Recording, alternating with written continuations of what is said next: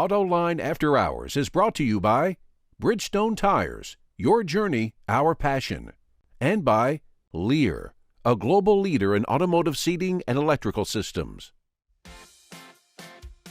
This is Autoline After Hours with Gary Vasilash, episode 357 for December 1st, 2016. Alfa Giulia, are you ready for a performance sedan?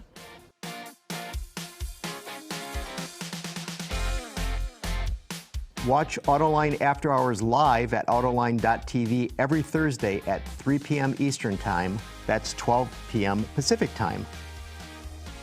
You can subscribe to this podcast for free by searching for Autoline in iTunes, Stitcher, or on YouTube. Welcome to Autoline After Hours. As you can see, we're in Northern California for a very important launch, the Alfa Giulia, a sports sedan that is from Alfa Romeo. Joining me here is Tim Stevens, who is the editor-in-chief of Roadshow. Thank you for having me. Welcome. Appreciate it very much.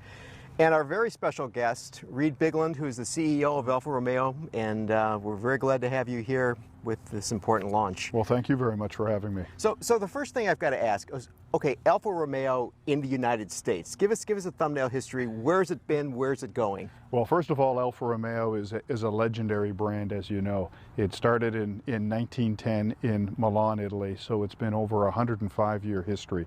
And the history in the United States, we've been pretty much absent for the last 25 or so years. We had the Alfa Romeo 8C, really an exotic two-door coupe that was offered in the U.S., I'd say about 10 years ago, but it's only been this last 18 months with the return of the Alfa Romeo 4C Coupe and 4C Spider, and now behind me here, coming up in the next couple of weeks, the Alfa Romeo Giulia hitting our dealerships. Mm-hmm. So for someone who is not familiar with Alfa Romeo, okay, and they're saying, gee, they're talking about this car, what context does this fit in? I mean, so where are you in the overall scheme of the market? Well, this is a vehicle that is really true to what has been the greatest Alfas of all time. And when you think about the greatest of Alfas over the past, there's really three defining aspects to an Alfa Romeo: state-of-the-art technology, incredible performance, and of course that gorgeous Italian design and style that people have come to expect from an Italian vehicle. And this vehicle, one of the best things about it, I've often said, is it's not German. It has a real heart, it has a soul, and that's not to take anything away from the German cars, Audi, BMW, and Mercedes. They're great cars, I think everybody knows that. But Alfa Romeo is going to offer a slightly different twist. And from a performance standpoint, there's really nothing on the road that will be able to touch the Alfa Romeo, particularly in the Quadrifoglio version. You might be aware, Gary and Tim, we took it around the Nürburgring, fastest four-door production sedan in the world. We're talking 7 minutes and 32 seconds around the ring, faster than many vehicles from Lamborghini, Porsche, the McLaren SLR. Nobody can really touch. And then this is a production sedan. You got to really emphasize the fact that it did that. Production sedan, fully stock vehicle. We didn't have any trick wheels on it or any adjustments to the suspension, and it wasn't a ringer that was behind the wheel. It was one of our test engineers from Modena, Italy, that did that lap time. Well, this morning you had us at the Sonoma Raceway. We have our green tags here to let us get on, and we had the opportunity with some of the engineering drivers who developed this vehicle take us around that, and I got to say, you must have found it to be rather breathtaking. It is. Certainly, it's a very razor-sharp car, and it does feel more alive than the competitive. But you're entering into a very competitive segment here, looking against the 3 Series and the C-Class. And that's, you know, we've seen the 4C, we've seen the 8C before. Those are kind of niche cars. This is a much more competitive space that you're walking into here. This is gonna go directly into the heart of the premium performance sedan. And you're absolutely right, Tim. BMW 3 Series, Mercedes C-Class, Audi A4 are going to be the head-to-head competitors of this vehicle. But the vehicle also has a lot of Ferrari DNA into it. When you look at the Quadrifoglio version, 2.9-liter twin-turbo Ferrari-derived 505 horsepower engine, 0 to 60 in 3.8 seconds, and 191 miles per hour top speed. That in and of itself is a differentiator, we feel, in the segment. And then even at the entry level, which will be about the $40,000 range, an all-new 2-liter, 280 horsepower engine, 0 to 65.1 seconds. So it's going to be the performance of the Alfa Romeo, in my opinion, that is really going to separate it from the pack, and then the design and style is really icing on the cake. And you mentioned the Ferrari lineage here, and that motor sounds a lot like a certain motor that's in the California T, but maybe downsized a little bit. What's that relationship like between Ferrari and Alfa at this point? Well, obviously from an FCA perspective, we spun off Ferrari about 18 months ago, but the vehicle was designed by two senior managers from Ferrari, all new platform, and obviously the engine, a pretty key component of the car, derives from that of the Ferrari toolkit. So I think we're really blessed from an Alfa Romeo standpoint to be able to leverage what was our brother about 18 months ago. And then of course the center of gravity for Alfa Romeo is in Modena, Italy, the headquarters of not only Alfa but also Maserati. And at Maserati we continue to have a very strong relationship with Ferrari for our powertrains. So how does that relationship work with Maserati? I mean, well, a lot of shared resources at Maserati. So with respect to our 4C and 4C Coupe, it's built at our Maserati workshop in Modena, Italy, alongside the Maserati GT Gran Turismo as well as the Gran Cabrio. A lot of our engineering resources are shared between Alfa Romeo and Maserati. So we're able to leverage all of the great driving dynamics that exists in a Maserati that is positioned a little premium to Alfa Romeo, with all of that technology and know-how going into Alfa Romeo. So I happen to think, because of our relationship with Ferrari and Maserati, is a real asset, as I said, for Alfa Romeo. And how does the marketing of Alfa Romeo differ from that of Maserati? Because we're talking about some of the same talking points, the Italian passion, the Ferrari lineage, and also with the launch of a Maserati SUV and an Alfa Romeo SUV, it seems like we're treading some of the same footsteps here. And you're even seeing it from a distribution standpoint, because you'll see a lot of dual Alfa Romeo and Maserati dealers. You're seeing that right now in the United States. But I think the two brands really complement one another quite well. When you think of the Alfa Romeo product portfolio, 4C Coupe, 4C Spider, really nothing in the Maserati range that competes with that. The Giulia, midsize sedan, as well as our midsize SUV. Again, when we look at our Maserati portfolio, full-size sedan, a new full-size SUV in the Levante, and then the Grand Tours in the GT and Grand Cabrio. So from a showroom dynamic, a lot of complementary skills. From a pricing perspective, we have Maserati slightly premium to that of Alfa Romeo. So we happen to think it's a great combination, two legendary Italian brands in one showroom, and the ability to complement one another quite nicely in the marketplace. Speaking of the market, how do you feel about the market right now? I mean, your 105-year notwithstanding history, I mean, you're sort of a challenger brand now. For sure, the car segment throughout all segments, mass market as well as premium, is a bloodbath. It's very difficult out there, and that's where I think we're able to differentiate ourselves and stand out with the Alfa Romeo based upon that technology, performance, and exterior styling. Time will obviously tell, but market is very tough for cars. We're seeing people move away from cars into SUVs, but still, the premium midsize car market is still the largest segment in the world.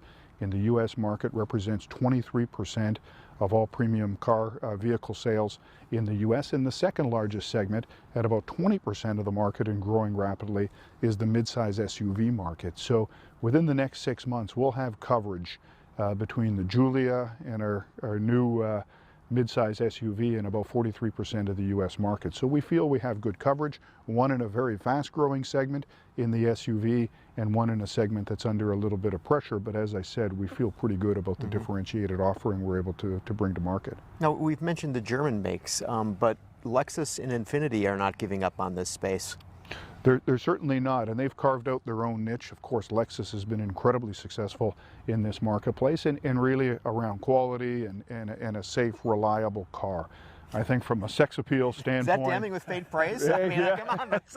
Hey, it's there, but I think the Alfa Romeo Giulia is a completely different end of the spectrum from that of Lexus. And if you want to get your blood going, which I think you did probably on the track, even though it was a little slick out there, I think you know what I mean.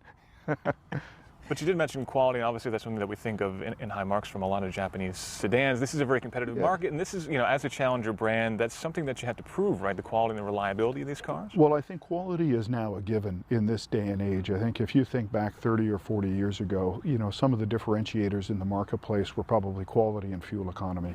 And both of those traditional differentiators, in my opinion, have largely converged. where style as well as performance, in my opinion, are two of the big differentiators here in 2016 going into 2017.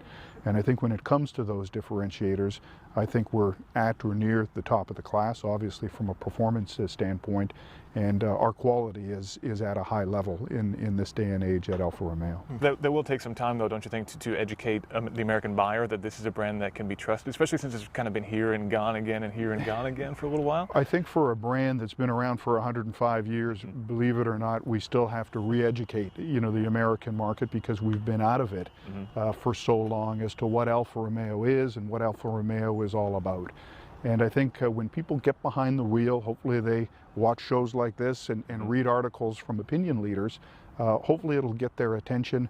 They'll get down to their Alfa Romeo dealership and see for themselves. And I think when they do, they're going to be impressed. So speaking of that, so geographically, what are the important markets for Alfa Romeo? Well, when you look at where most of the premium vehicles are being purchased today, a lot of it is the Sunshine States. California for sure is a critically important market. We're here in Northern California. We revealed the Giulia to the North American marketplace at the LA Auto Show. We're going to reveal the midsize sedan at the Los Angeles Auto Show. Midsize SUV. Midsize SUV, sorry, thank you, in the Los Angeles Auto Show. But throughout California, Texas, into Florida, and then of course from a northern perspective up around New York. Those are the key markets for premium vehicles. And you have all-wheel drive performance, so you may get into some of those snow states? Absolutely. The Alfa Romeo comes in all-wheel drive in the 280 horsepower configuration, so we feel it's a vehicle that can fit the United States marketplace and Canada from an all-season perspective with the all-wheel drive.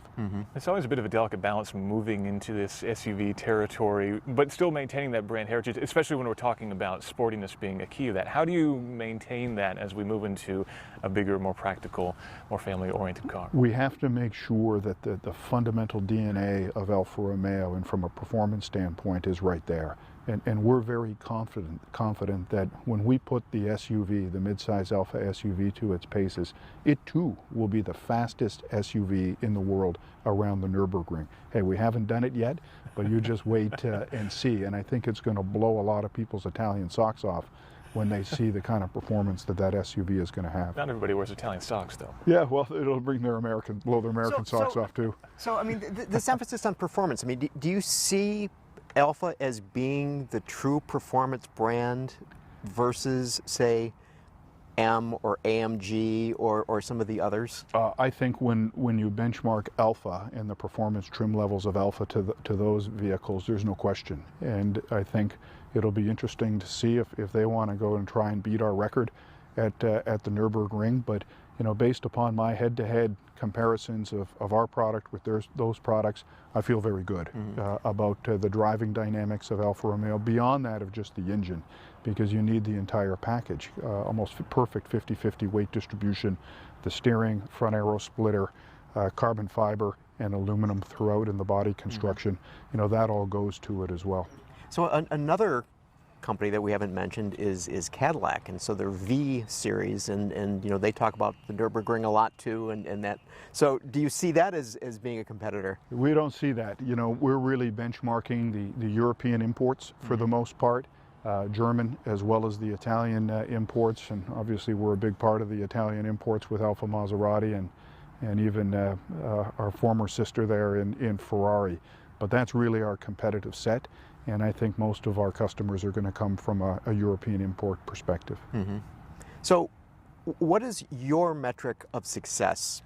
When will you feel satisfied that you're really making it happen for Alfa in the U.S.? Well, we're really not out to win any sales crowns with Alfa. This is about reestablishing a brand back into the North American marketplace. And I think the barometer for success in Alfa is going to be really 3 to 5 years out. We need to get the brand established. We need to be true to our beliefs with respect to the product, deliver top quality and top performance products in the marketplace. And I'm confident if we can do that, which I feel very good about with the Giulia, the SUV, as well as the 4C, that success will have a tendency to take care of itself. So right now our focus is really on the product, and we'll worry about the sales a little bit later, but we need to be true to our DNA. And to continue that growth, you're going to need more products, right? And obviously, this was a pretty substantial investment to make this platform. Where do you see this platform going next?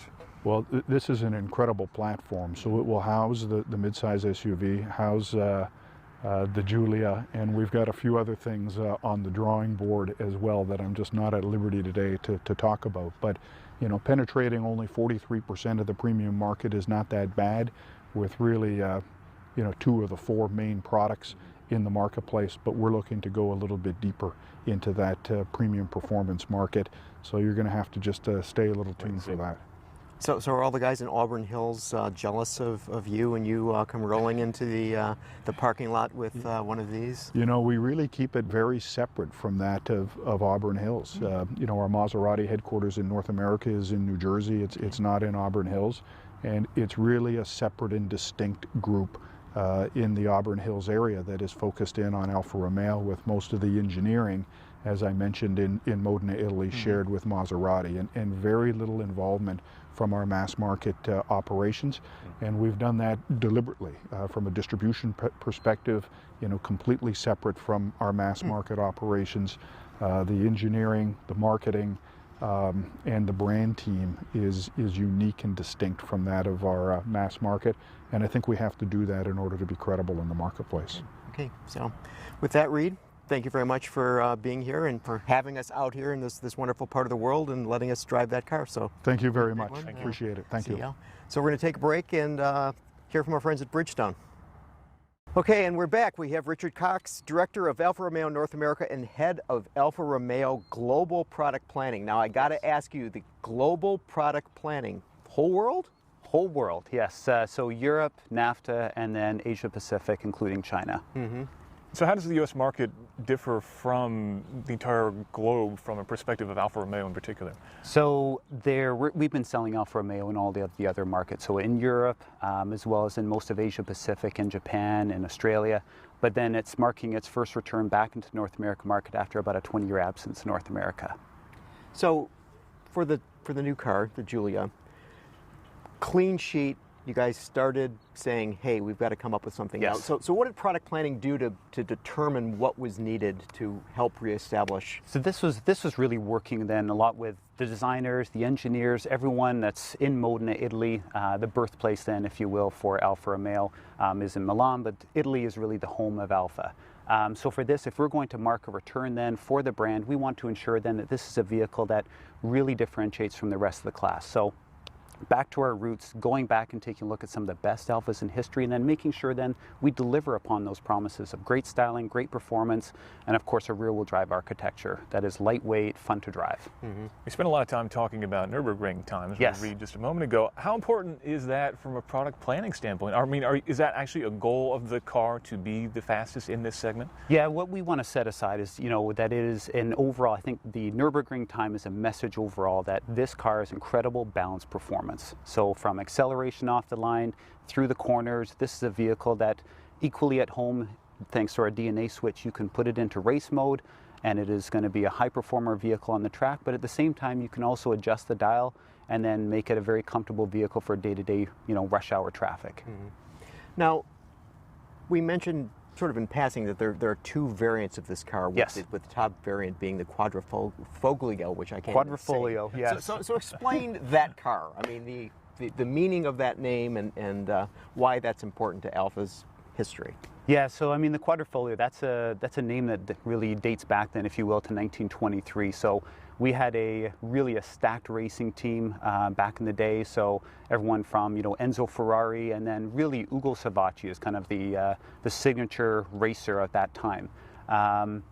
He was a vehicle or a driver that was always the second place finisher, put a 4-leaf clover on the side of his car, instantly first race out, he wins. So then it just became a symbol of good luck. And unfortunately, he passed away the one time that he did not put that 4-leaf clover on the side of his car. But really, it's a testament then to high performance. We've been using it ever since in all of our high performance vehicles and also all of our race cars. Mm-hmm. So that's something that we carry forward to today, that it will only be on our truest, fastest high performance vehicles. And it really does feel like a very different car from the base model. I had the chance to drive them both earlier. Yes.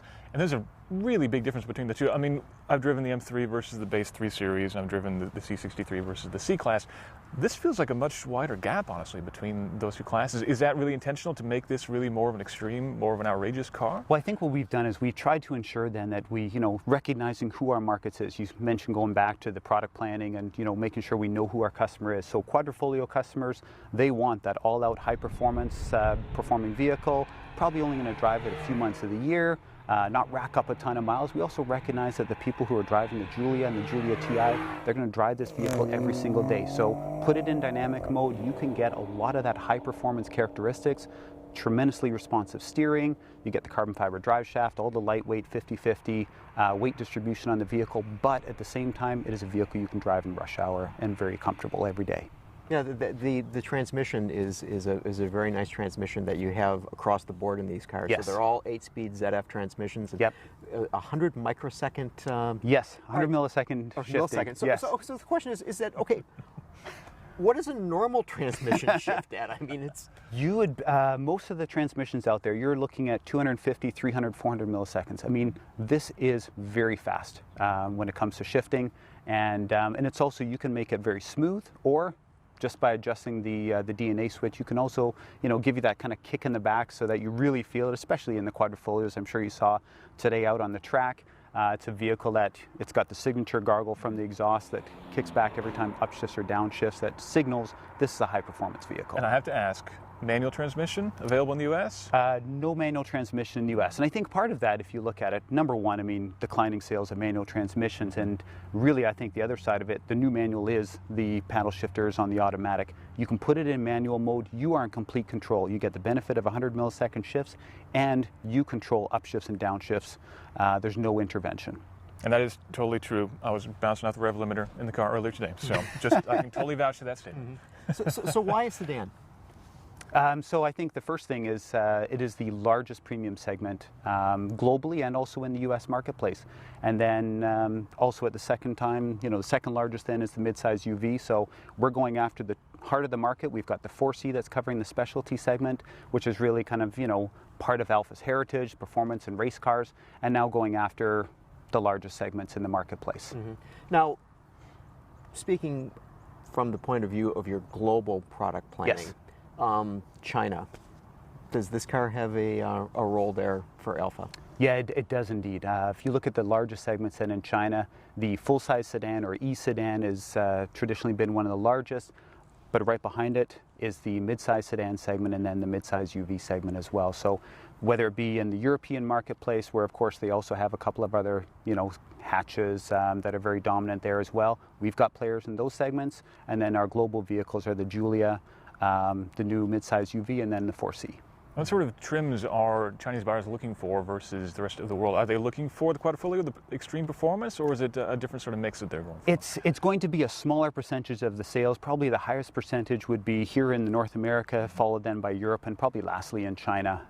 But if you look at it from a Giulia and the Giulia TI mix, it's going to be their disproportionate percentage of their sales. Do you have a feel of what that percentage might be, or a ballpark for what you're expecting the Quadrifoglio to be versus the other models of the Giulia? No, we're gonna see. I mean, I don't think we're honestly going to be able to build enough of the Quadrifoglio based upon some of the initial demand that we've seen out there. It's been phenomenal. So we've got a lineup of people that are looking to get into the car. I think into the car in general, but mostly into the Quadrifoglio. So it surprises me that you said that the U.S. market would be larger for that car than Europe, where there are things like the Autobahn. So is this just purely because of nationalistic buying habits that? No, I think there's a call it number one, the return of Alfa back into the North American marketplace. There's a phenomenal number of Alfisti or Alfa enthusiasts in the North American marketplace, and hey, we love our power. So here you get a vehicle that's got phenomenal looks on it, Italian roots, Italian built, and at the same time runs 191 miles an hour and 0 to 60 in 3.8 seconds. What's not to like? Mm-hmm. The highways that don't allow you to go 191 miles an hour here in the U.S. That would be one But thing. you can get to that speed limit faster than any other car. True, very true. So, of the cars, so you have a twin turbo in the 4-cylinder, and it gets 280 horsepower? Yeah, 280 horsepower in the turbocharged 4-cylinder. 16 valve, all new engine, and so 280, you put that up against the competition, it's significantly faster than the competition, 0 to 60, 5.1 seconds, and onto a top speed of 149 miles an hour. And this is basically the entry model. That's our entry model. So yeah, you start looking at your full showroom of Alfa Romeo vehicles, 4C at 4.1, 5.1, and 3.8. This is Alfa staying true to rear-wheel drive, high performance. This is who we are. Mm-hmm. And the V6 kind of comes from Ferrari in a way. Is there any chance that this four-cylinder might percolate back up? Because you got to figure Ferrari is going to continue downsizing as emissions continue to get a little bit I can't speak for Ferrari, mm-hmm. but certainly from our standpoint, we were very fortunate to have some of the top engineers from Ferrari that assisted on this program for the Giorgio project, the all-new Alfa Romeo Giulia, and the architecture itself. So everything from the lightweighting, the 50-50 weight distribution, to the 2.9-liter all-new V6. We're grateful for some of that assistance, and that also has paid off in dividends on the Giulia and the Giulia TI with the 280 horsepower as well. Is there a space that is where you guys will not go? I mean, in terms of size, larger, smaller? I think we need to, bigger, anything that wider. we assess, I think from... Full-size truck, maybe. Yeah. Well, yes, we've seen others do that. No, I think for Alfa, we've got to stay true. We love sports cars, we love performance, and we got to stay true to who Alfa is. So this means, rear-wheel drive biased vehicles, high performance or class-leading performance, and never forgetting the focus on the driver, and obviously everything else that the customer's looking for in the vehicle from a technology, safety standpoint as well. mm-hmm. It's a great car, I think. It is, absolutely. You guys have done your homework, clearly. No, we're really proud of this. This was something that no one took lightly on the Alfa team. We're all, honored to be a part of it, and then to ensure then that we bring back to marketplace a real world-class vehicle. So we're very excited to see it launch into the marketplace. Yeah, I can't wait to see him on the road myself. Mm-hmm. Yeah. So with that, Richard Cox, thank you very much for joining us. Thank you. Thank you. We appreciate it. No, Thanks. my pleasure. Take a quick break, and we'll be right back. From Shanghai to the Silicon Valley, the auto industry may make news around the globe, but there's only one spot to get your daily dose. Check out Autoline Daily at Autoline.tv, Monday through Friday at noon Eastern.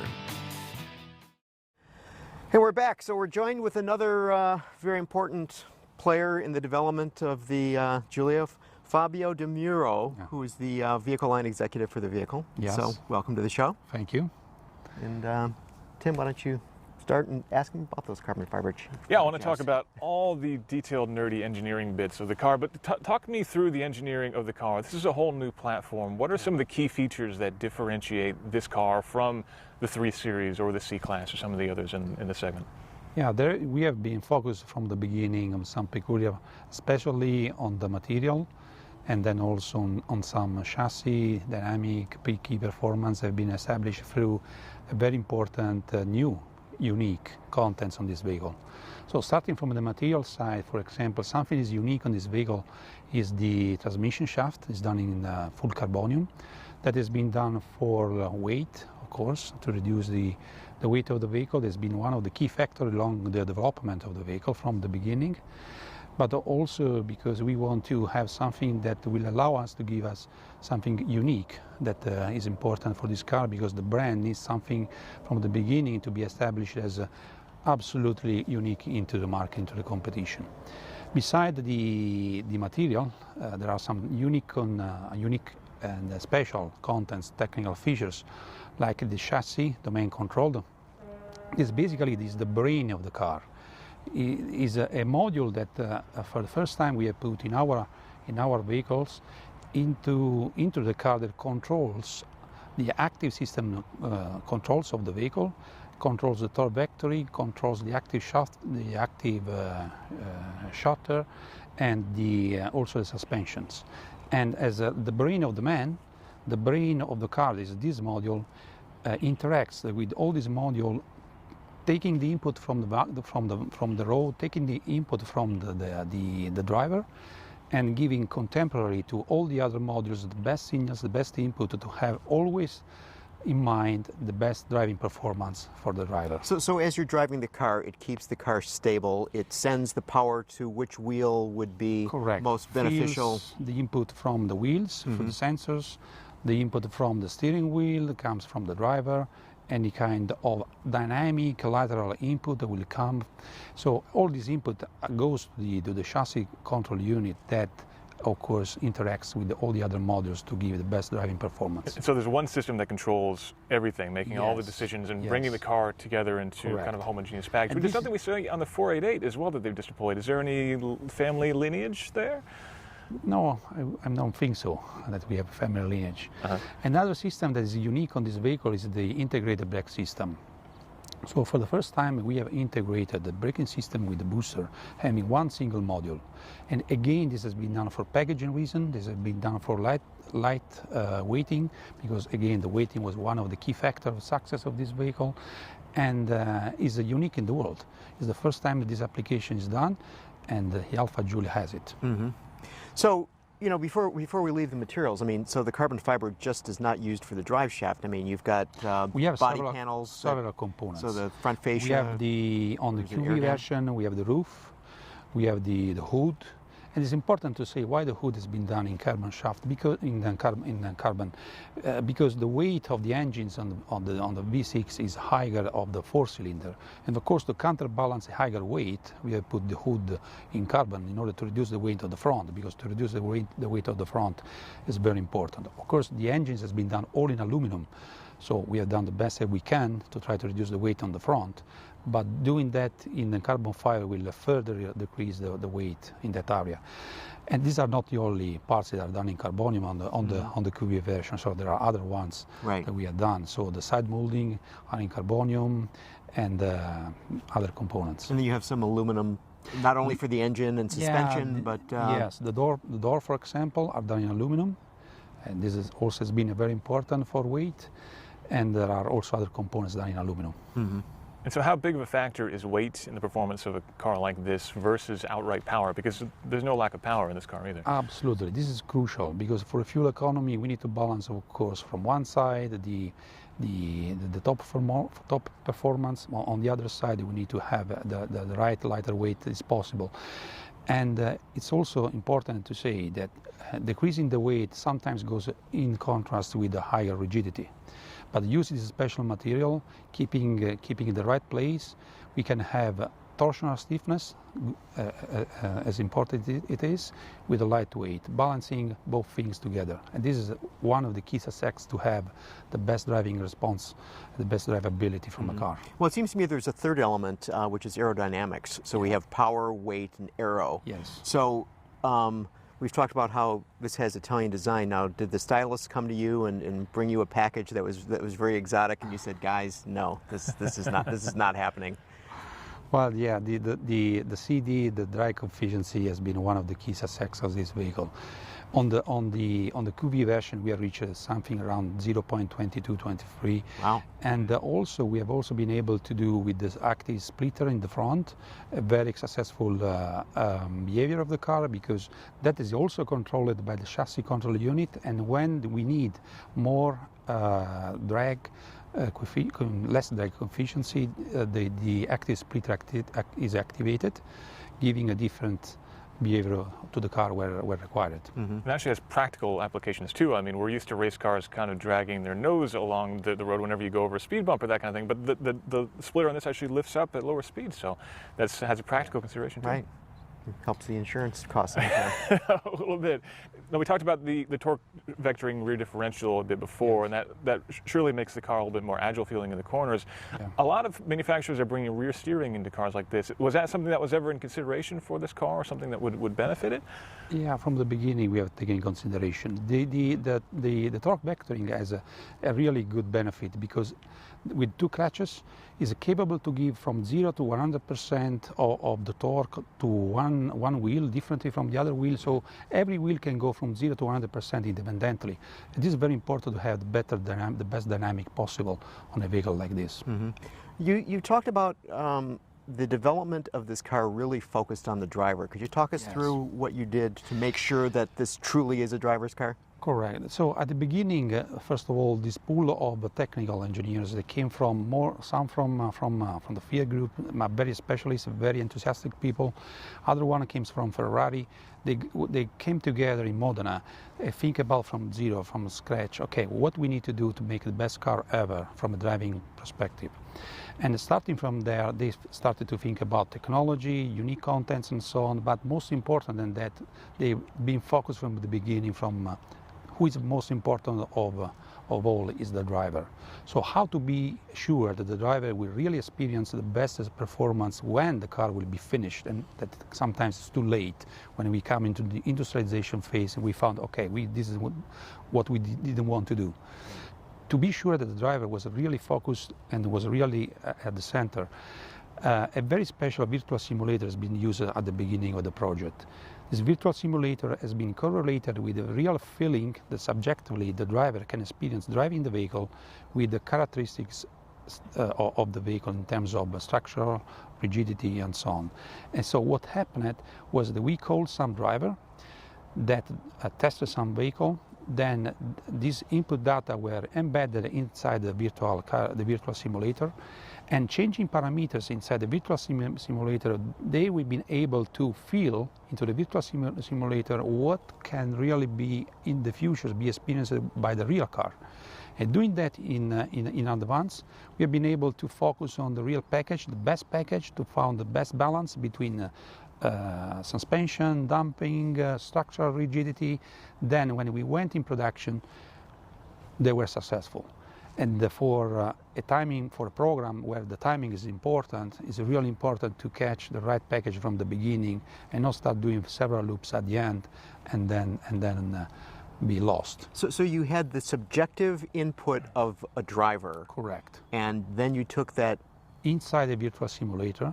The virtual simulator linked together the subjective input with the technical data, and when we changed it into the virtual simulator different technical data, different packages, suspensions, different input, they could feel the difference in the virtual simulator. Mm-hmm. And the driver that experienced it say, okay, this is better than this one is the right package, please go ahead. And when we went in production, we found, oh, that's good, it works.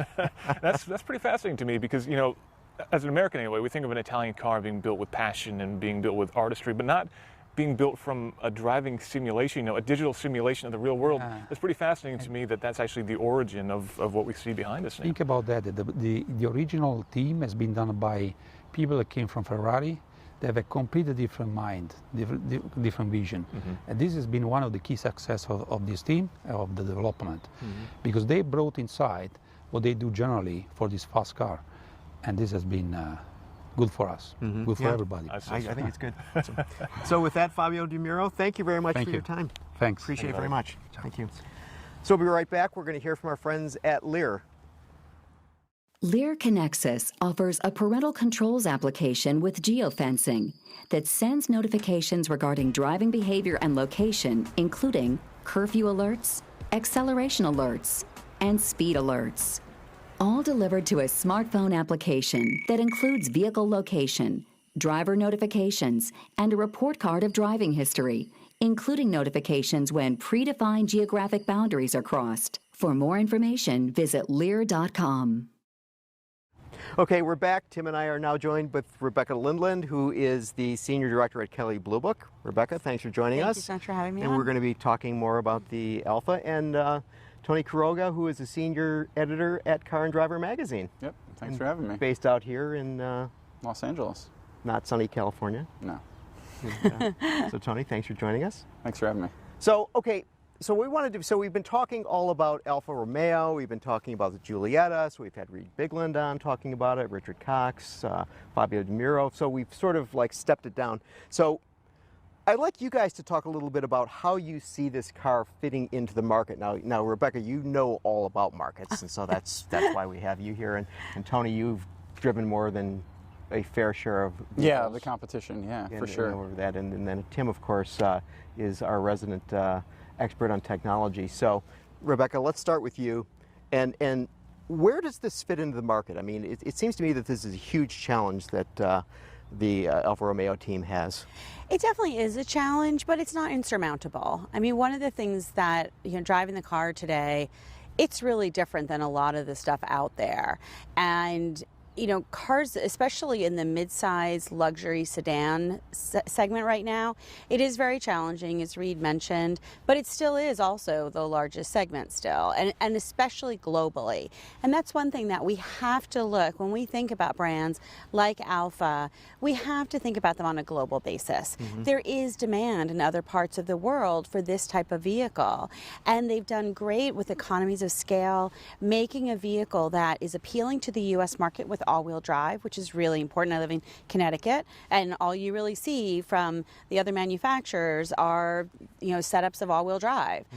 But what was fun about this car is that there's no compromise when you're getting that all-wheel drive feeling. You know, it still is a rear-wheel drive, and all you have to do is look at the proportions to say, wow, this thing is really, you know, definitely rear-wheel drive, definitely set up for performance. So I think that there's actually a place for this vehicle amongst all the other luxury sedans that are out there today. And you think that'll be enough to overcome some of the fears that American buyers might have about this being a new brand or an unknown brand to a lot of people, and perhaps a brand with not the greatest reliability history and knowledge for a lot of people? One of the things that I really like about what they've done is that they have not ignored their heritage. And nowadays, especially with younger buyers, they actually really appreciate that. They have, you know, they'll go online, they'll do a Google search, they'll get the history of the brand, and they want the cars to be an acknowledgement of that, to be a celebration of that history. And they also, a lot of millennials actually have a very close relationship with their grandparents. And so their grandparents that, you know, maybe know these cars from the past and know them from their history, understand the brand, they can relate to that. And so I think that they've actually done a really great job of embracing their heritage and staying true to their original bloodlines. So Tony, how does this car fit in the scheme of vehicles with which it'll go up head-to-head with? Well, clearly the Quadrifoglio is going up against some of the cars you've already, I think, mentioned, like the Cadillac ATS-V, the BMW M3, the Mercedes-Benz C63. Those are sort of the, you know, high horsepower, the high performance versions of these mid-size sedans. And I think it fits in really well in there. It's unique. It sounds unique. The steering is wonderful. The body is really solid. It's really nice to drive, and it really plays up being a rear-wheel drive car. And I think it's fantastic. I really enjoyed it, and it has the most power in its class as well, which is interesting. It almost feels like a step above the M3, like closer to the GT4 almost, or almost, you know, kind of reaching in that direction almost. Yeah, I mean, it has more horsepower than the water-injected M3, the GTS. Yeah, GTS, absolutely. Yeah. It feels quick. It'll be interesting to see what the actual performance numbers are. I mean, they're quoting numbers of 0 to 60 under 4 seconds, which it could do, I guess. I don't know. It's pretty wet out here, so it's kind of difficult to test that today. Yeah. And as far as the 2-liter car, nice car. After driving the Quadrifoglio, though, it's kind of, you know, it's kind of a big fall. But I mean, also there's a huge price difference. It'll be interesting to see how that plays out, especially with 4-wheel drive. Or with all-wheel drive against Audi. That's only available with the 4-cylinder engine, not with... Yeah, the all-wheel drive is only available with the 4-cylinder engine, and it seems like a nice engine. It seems pretty powerful. I spent less time in that car today than I did in the Quadrifoglio, but it feels pretty nice. I liked it. Yeah, it's definitely still a strong car and a fast car.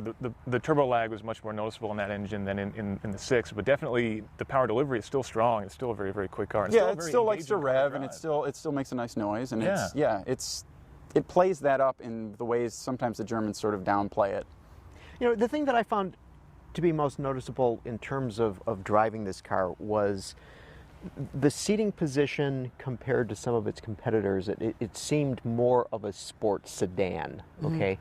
And it's almost as though, you know, lower and more planted. And I just wonder, you know, how does that play in an era where people are interested in high age points? But people aren't buying this for the same reasons. And even when you talk about reliability, Tim, like, that's what other brands are for. Well, and I suppose they'll buy the SUV that's coming, which is on this platform. They wouldn't be interested in this necessarily. Right, and so somebody that's that knows the brand, that's an early adopter to this brand, I think that they'll be really pleasantly surprised if it turns out to be really reliable. If it turns out to to fulfill the promises that they've made, then that's a bonus for them. But you're really buying the lifestyle and experience that goes along with driving, a car like this. So who do you think will buy this? Give me a sketch of that person. Yeah, you know what? I do think that, it was funny. We were just looking at sales of some of the lower slung sports cars and how they're really on a steep decline, in part because baby boomers are aging and those things are harder to get out of, whereas something like this, hips, exactly, and so something like this vehicle gives you that same great performance that you may get from a two-door low-slung sports car that was totally appropriate for you in your 20s and 30s. But now, as baby boomers move out of midlife crisis mode and into retirement, this is such a what a fun car to drive in retirement, but it also can add. It's not orthopedic. No. But what I'm saying is but it also adds such incredible. One of my driving partners, we were talking about just caffeine to your commute. This is just a super fun car. And again, I can also see younger buyers buying this as that. I hate to even use the word practical with it because it's so much more fun than that. But it still is a four-door sedan, and there's plenty of room in there and such. You got ISOFIX in the back for the child seats? I'm sure. They have to, so. Yeah, everyone does. And a great big trunk, too. Yes. I love that we're in an era now that you can have a car like that you dial the knob up to race, and it is incredibly harsh, loud, snappy throttle. It just feels like it wants to bite you all the time. But then you can turn it back down. It's incredibly comfortable and nice. And so, you can buy the car that you think you need. Like, you think you want that incredibly harsh sports car, but you obviously you don't want that all the time. And you can have one car that can do both. And it's great to have those options. Yeah. That there's some days, especially like if you're out on the weekend and you're doing something more fun and you're on more fun roads, you can make that instant adjustment. Okay, but this is becoming somewhat common in a number of cars, the ability to adjust this. So you do a lot of testing of vehicles. How does its adjustability compare, do you think? The car's got a pretty huge bandwidth, but the competition does too. An M3 can settle down and it becomes quiet and it rides softer when you change it to a different mode. The same with the Mercedes-Benz. And this car does it as well. I don't know if it does it any better or worse. I'd have to drive them back to back. It's sort of hard to say, but the bandwidth of this car is pretty wide, especially if you switch it to normal and the shocks are in normal mode. The ride's pretty pleasant. It doesn't crash. It's not noisy. And then you switch it to race, and like you said, it's loud and it's ready to go. Probably the disadvantage here to compare it to something like the BMW is that you can't really customize those settings. You can't say, I want stiff steering with soft suspension but a sharp throttle response, for example. You're pretty well dialed into what has been engineered into the car. So one of those 6 Italian. But that makes me kind of happy. Yeah? I like that because I think they nailed the steering on this car. Yeah, I agree. And BMW just gives you a bunch of options and none of them are really that wonderful. And it doesn't really improve the feel. It doesn't really improve the responsiveness of the steering.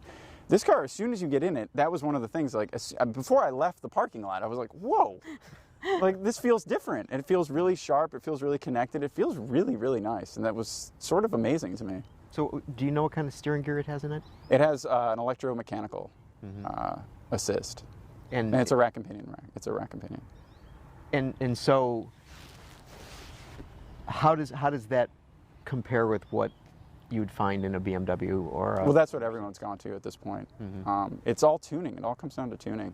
And the quickness of the ratio. Yeah, exactly. But it just feels great. Yeah, it does. It feels really, really nice. It doesn't feel really nervous. Once you sort of adjust to, because I think it's around 2.2 turns lock to lock, right? Which is fairly typical for the segment. It's a little bit quicker, but it just feels better. It feels more responsive. It really does.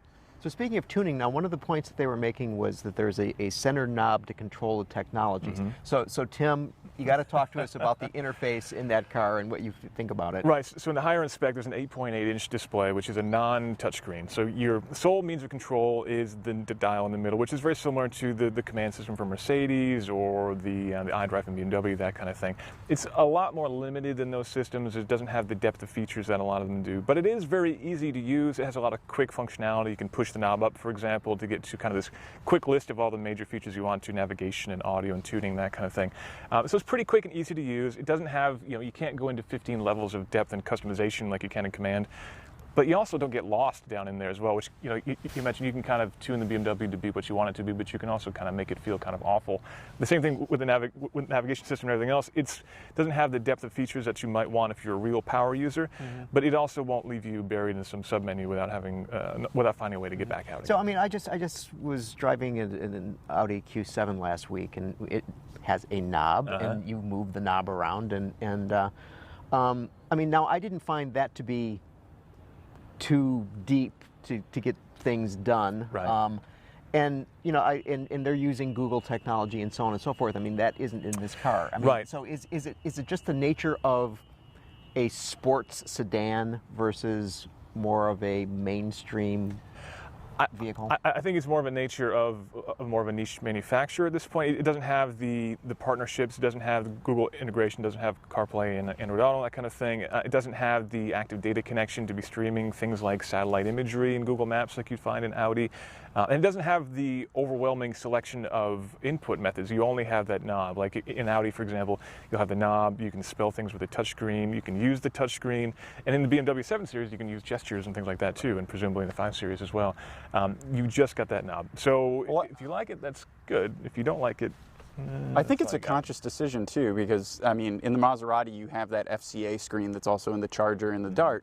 Here, they've avoided that completely. It has its own system, and for better or for worse.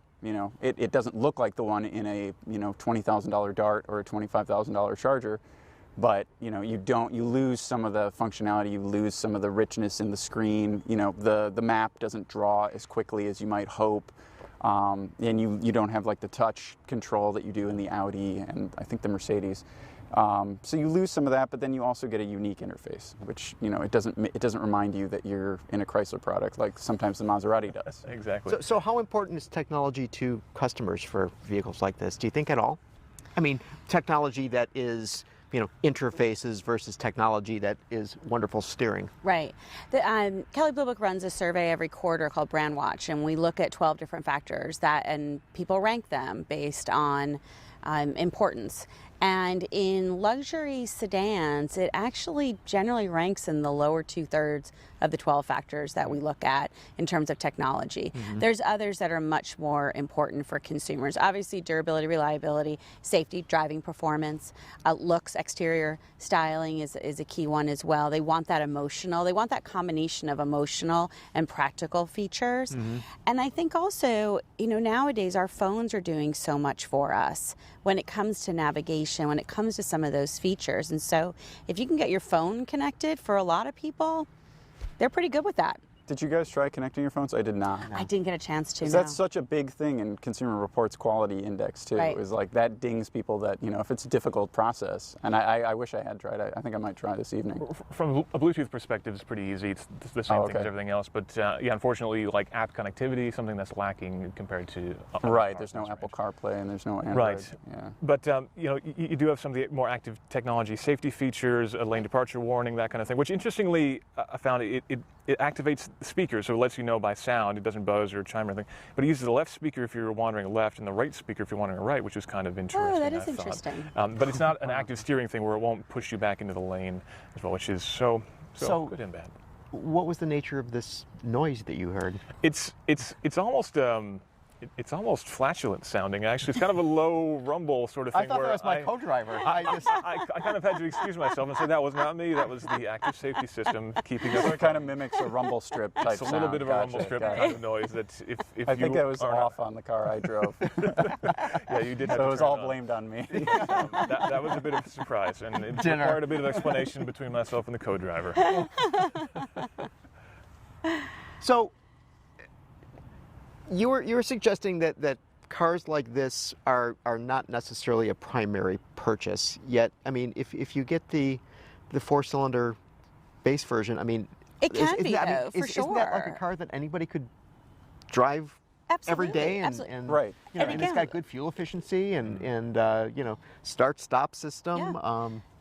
No, I think that we're seeing some really good solid demand from younger buyers for these types of vehicles as their only vehicle.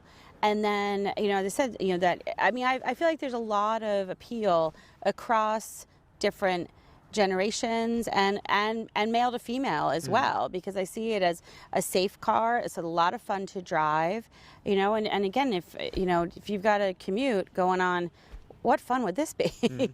So I keep thinking of other brands that haven't been mentioned. Jaguar is now coming back in the space, for sure. And with the F-Pace, so they have their SUV.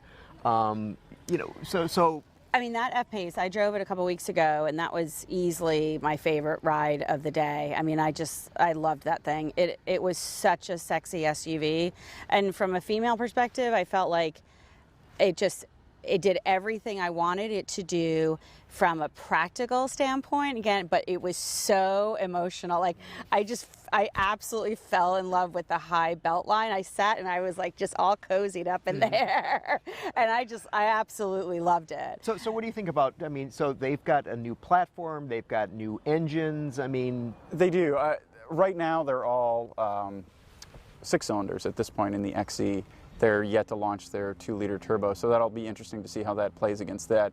But yeah, they're playing up driving dynamics, they're playing up design, they're playing up a lot of the things that Alfa are playing up to and hoping to reach buyers and with. The heritage. Yeah, exactly. So is it a case? And it's a brand not necessarily known for its reliability either. Right. So that's also something that they have to face and deal with. Yeah. So the Alfa more flamboyant and the Jaguar more reserved, or I suppose so. Yeah, if you had to classify them in some way, yeah, definitely. So with you see that Lexus is trying to amp up its game in terms of its sports performance and the F and so on, and Infinity's got that guy from Game of Thrones driving very quickly. I don't do the whole Game of Thrones thing. Sorry. Yeah, well, okay. I thought you might know, but Gary. You're gonna miss that too. So is it becoming very crowded in this space? Yeah, but I think it's always been crowded. I mean, it was crowded 20 years ago when Peugeot left. It was apparently too crowded. But it's a competitive segment because it's a big segment, and they're all vying for a piece of the pie. Mm-hmm.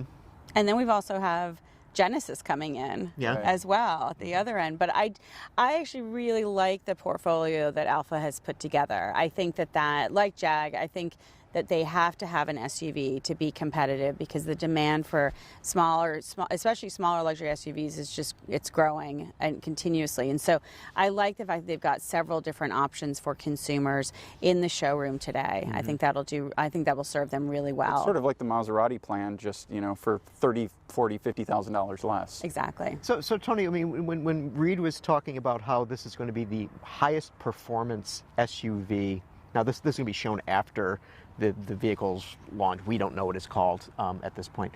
But is that really important to have a high-performance SUV? I mean, it's important to our readers. I don't know how important it is to the typical car buyer. Mm-hmm. They just want something quiet and reliable and that gets good fuel economy and is comfortable. And looks good, too. So, I mean, I don't know anything about the Alfa SUV at this point. If it is the quickest, then that sort of sticks with Alfa's game plan of being a performance brand. Mm-hmm. So it's not too often. I'm down with it, but I don't. We'll see. I do think that the early enthusiasm and success of the F-Pace from Jag, I think that does indicate that there are consumers out there that are interested in something else. Because, I live in Greenwich, Connecticut. If I see one more Range Rover driving around there, I mean, it's just like the official car. Uh-huh. And I do think that there is a desire to see something else. Yes, to get something else. And again, we have to always look at the demographics of the market. And I know I say that a lot, but it's because it's changing. We've got millennials coming in, people in their 30s that are saying, I'm starting to make real money now. I want to express myself. And then you've got Gen X also in peak earning years. And so you've got this opportunity to differentiate from the BMW, Audi, Mercedes lineup. And I think that that's where there's opportunity for Jag and Alfa. As the market is changing, as those demographics are changing, the market has just been, it's been, the stranglehold of the baby boomers for decades, and it's just not the case anymore. And so that's why I think that there really is There's opportunity. a big opportunity there. Yeah, I mean, in Los Angeles, the 3 Series is basically a Camry. Yes, they put a lease special on it, and you just see seas of them. You do. And so, if you, like you said, if you want to stand apart from that, if you want something different, there's something different. Right. There's your opportunity. Yeah. So, I mean, you mentioned Genesis. Now they're going to be having a SUV, so they're going to have 2, aren't they? I mean, one is going to be a mid-size or a compact. Right now, they're just launching with the Sedan, though. Right, but I mean, but they're saying that in their, I mean, within the next 2 or 3 years, and so again, the question becomes: are there too many choices? Now, they're not going to be playing up the performance like Jaguar and Alfa will be doing, but they're vying for the dollar, right? And so, to your point, your readers certainly want the high performance, but what about the vast majority? Well, no, the vast majority does read Car and Driver. I want to make sure very clear. Exactly. We're not the lunatic fringe. But I mean, it seems to me it's like a huge marketing struggle that these guys are going to have. Establish the brand and the name I mean, I think there is some name recognition, but I think it's a pretty exotic name recognition. If you say Alfa Romeo to somebody, they're going to think, in the league of Ferrari, some like really exotic car, and then you see it on a sedan, and I don't know if that's going to make sense to them. I was trying to think of the most famous Alfa that I could think of, and it's the one in the Graduate. In the Graduate, the Spider. Right. And that was 1967. Right. Right. A while ago. Yeah. Hopefully they're not going to dust off Dustin Hoffman and bring him out. I would not recommend that. There's the Super Bowl ad. So Tim, the whole technology play in terms of the market right now. I mean, so we were talking about Audi earlier. Okay, those guys clearly have put many of their chips on the table, saying this is, the performance we're pushing is going to be processor speed. We're gonna, us in NVIDIA, we're gonna be like hand in glove. We're gonna really go at it. Yep. Now, from what we've heard from Alfa today, is the fact that these guys are going after performance in terms of power and speed and agility and dynamics and Nürburgring lap times. Who wins? That's a very good question, but ultimately, those two things are actually pretty closely related, because a big part of the speed of this car is the technology of the car. So the active torque differential, for example, on the rear end, and the active suspension, those are things that are ultimately technology, and so those are helping the car to go faster. You take those off from the car, you delete those things, it's not going to be the world-class fastest production sedan in the world anymore. So having that kind of technology to make the car faster ties into the brand in a big way. But definitely, when you talk about in-car technology, the infotainment system and things like that, this car definitely doesn't have anywhere near the number of bells and whistles that you'll see on a higher-end BMW or Mercedes or an Audi. Whether that is a detriment or not, again, I think it depends a lot on the buyer. If we are talking about a baby boomer kind of buyer and that kind of thing, I don't think it's such of an issue in that case, because again, this is a much more streamlined system. It's easier to use. Right. It's even higher contrast than a lot of the other systems that you see, which makes it easier to look at a glance. So in that way, that could actually be an advantage. But ultimately, I think younger buyers do want more connectivity, and they especially want more connectivity to their smartphone. So that's something that I think will need to come to this car to continue to push down into a younger market. And how difficult would it be to integrate that? Ultimately, that just comes with partnerships with Google, partnerships with Apple, and that then turns into a situation of handing data over to those. Having Apple in your car means giving Apple some information about what people are doing in your car. Same with Google. Google wants even more information. So that's just a matter of shaking the right hands and getting the right systems in the car. It's a relatively easy thing to do, but as we know, these cars take a long time to develop, so that could be years in the road. Last word from you, Rebecca. Well, to Tony's point about the reliability, the thing is that, a lot of people will knock down a car, as a reliable car. They don't like it because they can't deal with the telematics on it, and so they'll be like, I hate this car because I can't get my phone connected, and so I think it's good that they kept it simple. I like that they've just kept it to what it needs to do. So I think that's a positive for them. Intuitive system as well. It didn't feel lacking in any way. It just didn't quite have as much functionality. But overall, I was really impressed. Yeah, if they had chosen to do technology over the technology of performance, I think that would have been sort of inauthentic to the brand. Right. I mean, I'd love to have both, but I mean, if Alfa Romeo is going to choose one, I can understand why they chose that. Absolutely. Well, of course. Don't we all? All right. So with that, I'm going to say goodbye. So Rebecca Lindland from Kelley Blue Book, thank you for joining us. Thank you so much for having me on. Quiroga from Car and Driver magazine. Thanks for having me, Gary. That everyone reads.